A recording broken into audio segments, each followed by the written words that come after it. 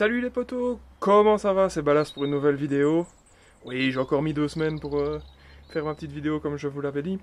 Donc voilà, aujourd'hui, comme vous l'avez peut-être vu sur ma page, et oui, j'ai tarté le Q7, ouais. Et oui, comme quoi ça arrive même au meilleur. Donc voilà, ouais, j'ai fait en fait une sortie de route avec le véhicule, donc... comme quoi, des fois on peut se faire surprendre, même sur une route qu'on a parcourue des milliers de fois. Il peut très bien arriver que on se prenne une tarte, quoi. Voilà, c'est aussi simple que ça. Donc aujourd'hui, je vous fais la petite vidéo pour vous montrer. Bon voilà, encore une fois, j'ai un petit peu pris de l'avance, je vais être à contre-jour. Je suis en train de faire donc l'analyse des dégâts de l'engin. Et ben au final, j'ai énormément de chance. Tout ça pour dire un virage très connu de la région, que je connais évidemment très bien. Eh ben, ce petit enfoiré m'a eu. Je ne suis pas le premier, je ne serai pas le dernier. Nous sommes déjà des dizaines à cette sortie dans ce virage, aux alentours de Spa. Donc voilà, je peux vous montrer, enfin, pas grand chose, hein, encore une fois, les dégâts. Donc nous avons l'aile, nous avons le phare, le pare-choc qui est ici, avec une chance inouïe d'avoir la calandre principale qui n'a absolument rien du tout, qui est incroyable, en sachant bien que le pare-choc est passé sous le véhicule. Donc en fait, virage à gauche, que je prends très souvent, plusieurs fois par semaine, 68 km/h, vraiment pas vite. Je ne sais pas ce qui s'est passé, à mon avis multifacteur, j'ai pris une trajectoire à mon avis un petit peu trop tendue, je venais de freiner, lâcher puis rentrer dans le virage, transfert de masse à mon avis. Le pneu avant droit, c'est à mon avis trouvé un peu surcontrait, il a dit merde, donc glissé de l'avant droit. Des petits graviers juste sur le bord, donc je me suis écarté de 15 cm, ce qui a suffi à mordre dans les graviers. Des graviers, je suis parti dans l'herbe. Et là, autant vous dire que ABS ESP déclenché, vous n'avez plus qu'à prendre votre petite clochette et dire iceberg droit devant, gling gling. Donc j'ai réussi à le rattraper pour prendre droit, et en fait j'ai emplafonné une magnifique barrière, une belle barrière en pain, comme ça, avec des grands piquets de 12 sur 12, donc voilà. Chance pour moi, le sol était très mouillé, enfin, il faisait sec, mais le sol étant imbibé de flotte, les supports, les socles en béton dans la terre sont venus avec, donc ça s'est parfaitement couché.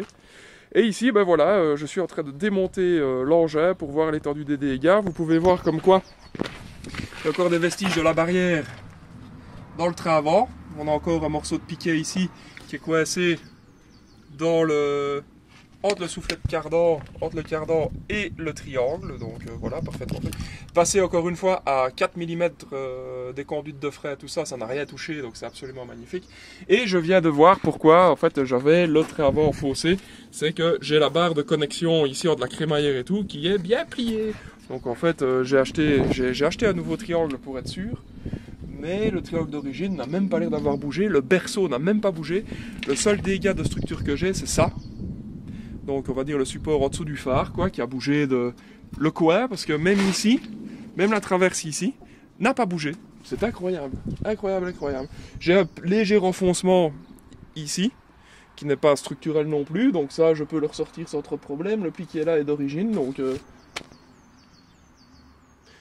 un Q7 est solide. Honnêtement, comme ça a pété, je me suis dit, il est mort. Je me suis dit, le Q7, c'est fini. Ben, le Q7 n'a presque rien. Les deux portières, vous pouvez voir, qui sont les jeunes portières qui ne seront pas redressables ni rien du tout, et puis j'en ai rien à foutre, je les jette. Donc voilà. Mes chers amis de l'Est, où j'ai pas mal de contacts et où, comme je l'ai déjà stipulé dans d'autres vidéos, m'a déjà bien sauvé la vie plusieurs fois, ben encore une fois, parce que, encore une fois, je m'en sors pour un billet de 1000, pour elle, les deux portières, déjà du bon code couleur. Le pare-choc, c'est ce qui m'a coûté le plus cher. Et la grande chance que j'ai avec le pare-choc, c'est que la calandre principale n'a rien. La grille de gauche, en bas à gauche, n'a rien non plus. Il n'y a que la grille de droite qui est complètement explosée. Et le dégât ici, nous avons un petit radiateur d'eau qui est ici. Lui, il a été en première ligne, donc autant vous dire qu'il tire une sale gueule. Il y a tout dans le coffre. D'ailleurs, je vais vous montrer un petit peu les pièces que j'ai ramassées. La boîte à air un peu cassée, là où on raccorde le tuyau d'air. Donc encore une fois, excusez-moi, vous ne voyez plus. Enfin bon, il n'y a pas grand-chose à voir. Hop, je vais ouvrir le coffre. J'ai dit, coffre, ouvre-toi. Et voici la caverne d'Ali Baba avec toutes les pièces du gros. Donc comme vous pouvez voir, ça c'est ce qui reste de la grille de pare-choc du bas, enfin, à droite. Donc elle, voilà, merci, au revoir. Et voici la grille de pare-choc de gauche. Il faut savoir que cette petite grille chez Audi coûte 500 €. Voilà. Donc je suis très très content qu'elle n'ait rien. Ma plaque, bah écoutez, un peu voilée, mais il y a pire, c'est réutilisable. Les seuils de porte, ben lui le seuil de porte est un peu skive, hein, donc bon voilà. Et par contre, il y a même le seuil de porte. Ça c'est le seuil de porte de la porte arrière. Ben il est juste sale. Et un peu griffé. Donc je le repeindrai aussi. Oui, parce que les pièces, il y a des pièces à repeindre. L'aile, elle est bleue. Donc je vais pas laisser une aile bleue. Et ouais, le bazar à LED, enfin on va dire les feux de jour LED du V12, ben, j'en ai un qui est pété, voilà, et cassé. Donc voilà, j'ai la référence ici, j'ai la référence là, donc ça ben, je pourrais en trouver un et le remplacer. Il y a plein d'écritures partout, donc je me demande si ce véhicule n'a quand même pas été légèrement tarté dans sa vie. Et bon ben voilà, hein, support de cric, un petit peu morceau de comment on pourrait appeler ça, un truc de garbou. Moi je vais récupérer plat de vis, c'est très bien. Voilà. Et ben là du coup je me sens beaucoup mieux parce que je constate qu'en fait le Q7 a beaucoup moins souffert que ce que je pensais. Donc c'est vraiment nickel. Je vais vous montrer le petit radiateur en question, comme je vous dis. Voilà. Et ma foi, ben, ça va encore. Alors il faut savoir que sur le Q7 V12, nous avons plein de petits radiateurs d'eau supplémentaires. J'essaie qu'on me voit bien, voilà, en mode paysage. Hein, voilà, j'espère que vous n'avez pas trop la gerbe. Ben, ce petit radiateur d'eau auxiliaire, donc, qui est directement monté sur l'intercouleur, les deux intercouleurs, parce qu'il y en a à gauche et à droite, ce sont des petits radiateurs KTM. Oui, KTM. Je vais essayer de vous le montrer. KTM. Enfin là on le voit à l'envers, avec une référence hyper recherchée, 4LO 121212. Voilà, donc pour vous qui avez un V12, le jour où vous en pétez un, dès que vous avez un choc à l'avant, ça c'est merci, au revoir. Ça coûte aussi une histoire de 500 balles chez Audi. Donc voilà, j'ai trouvé un de rechange pour 75 €. Donc c'est vraiment nickel, c'est impeccable, franchement, merci la Pologne, c'est incroyable. C'est un pays incroyable, je l'adore. Et ben voilà, je remplacerai ce jeune petit radiateur. L'intercouleur a quand même pris une baigne. Maintenant, si ça se met, il n'est même pas troué. Donc s'il n'est pas troué, ma foi, je vais peut-être dans un premier temps le réutiliser. Mais ça, je ferai un test en fait. Et pour faire un test d'un intercouleur, ben, simplement, vous bouchez les deux entrées. Vous le trempez dans l'eau, si ça fait des bulles, c'est qu'il est troué. Voilà, c'est aussi con que ça. Donc voilà. Qu'est-ce qu'il y a d'autre à dire bas de caisse, pas touché. Donc en fait... j'ai eu beaucoup de chance, enfin pas touché. Il y a une légère petite bosse ici, mais c'est parce qu'en fait j'ai un bois qui a vous voyez, j'ai un bois qui a traversé ici, qui a été logé dans la portière de derrière. Bon voilà, mais tout le reste de la marche n'a rien du tout. Donc ma foi, putain, je vous jure que ça a pété. Mais ça c'est ce qu'il y a de plus impressionnant, c'est le bruit. Parce que j'ai couché 4 gros piquets là et ça a fait bam bam bam bam bam. Enfin vraiment violent.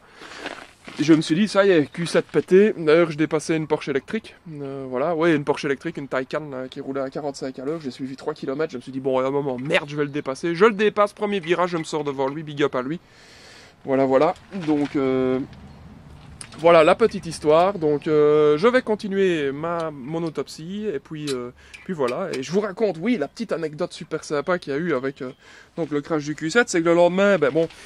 Pour la petite histoire, la A4 qui est ici derrière, ma boîte que j'ai changée il y a quelques mois, elle a repété, c'était pas une bonne boîte malheureusement. Et oui, comme quoi, même quand on connaît beaucoup, ben, qu'est-ce que tu veux, des fois tu tombes sur un mauvais numéro, tu peux pas gagner à tous les coups, voilà, c'est comme ça.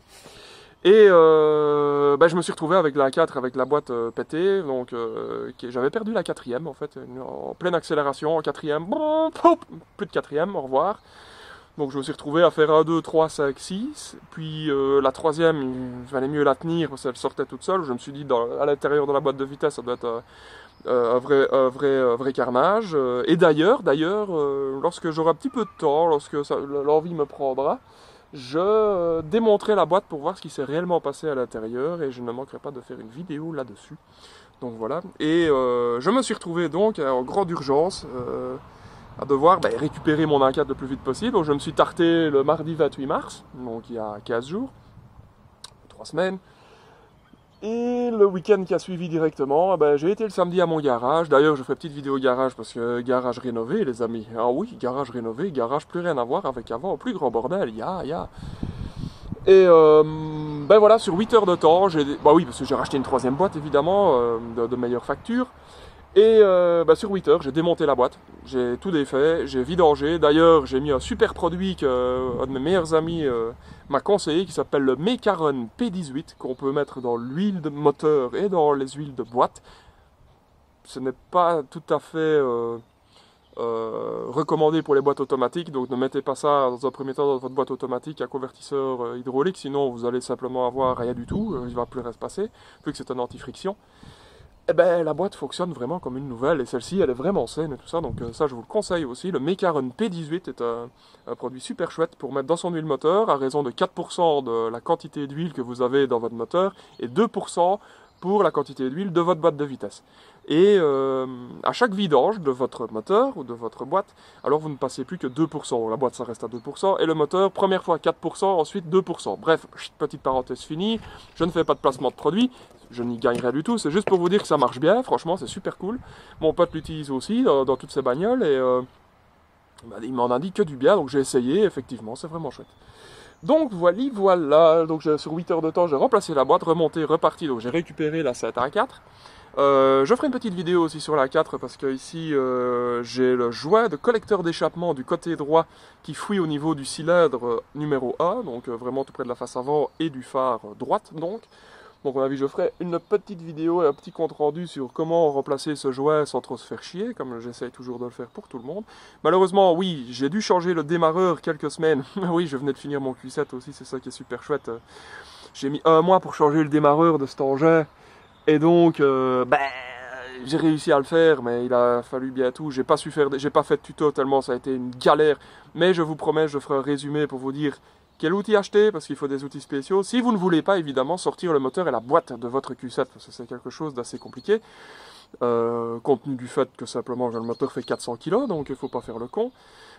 Mais j'ai réussi, et je suis peut-être le premier et le seul et unique dans ce monde à avoir réussi à changer le démarreur d'un Q7 V12 sans enlever le moteur et la boîte. Oui, c'est très sportif, c'est vraiment quelque chose de très très chiant, mais c'est possible, et je vous donnerai tous les bons conseils, les astuces et les outils à avoir pour pouvoir remplacer votre démarreur sans mourir, voilà. Il faut juste s'armer de patience. Moi, j'ai pas eu le choix, j'ai dû le faire devant chez moi, vu qu'il est tombé en panne devant chez moi. Ici même, là où il est maintenant tout pété, il était là, tout démonté. Donc voilà, tout simplement. Donc, je vous ferai une petite vidéo prochaine de l'avancement des travaux sur le cher Flamby. Je vais bientôt recevoir mes pièces. Ici, toutes les pièces sont collectées chez mon contact Lucas, que je fais un grand big up là-bas en Pologne, qui est une société de transport, chez qui sont centralisées toutes mes pièces. Et il me reste ici donc une portière à faire venir chez lui. Et qu'est-ce qu'il y a encore c'est à peu près tout. Donc voilà, peut-être un berceau, mais il n'y a même pas besoin, mais il faudra quand même que je change le berceau un jour, parce que c'est moi qui l'ai plié moi-même comme un gros connard, pour le dire platement. Voilà, je vous dirai pourquoi et comment j'ai fait ça. Donc voilà, et écoutez, je vous souhaite une très bonne continuation, prenez soin de vous, soyez prudents, donc même quand je vous rappelle une chose, voyez, même quand on sait conduire et qu'on a beaucoup d'expérience sur les véhicules, ma foi, quand vous devez vous sortir de la route, vous vous sortirez de la route. Donc j'espère pour vous que ça ne vous arrive pas, et si ça vous arrive, j'espère surtout que vous ne vous blesserez pas, vous ne blesserez personne, et que tout se passera pour un mieux. Voilà. Je vous souhaite une excellente soirée, et à très bientôt, c'était Ballast. Ciao!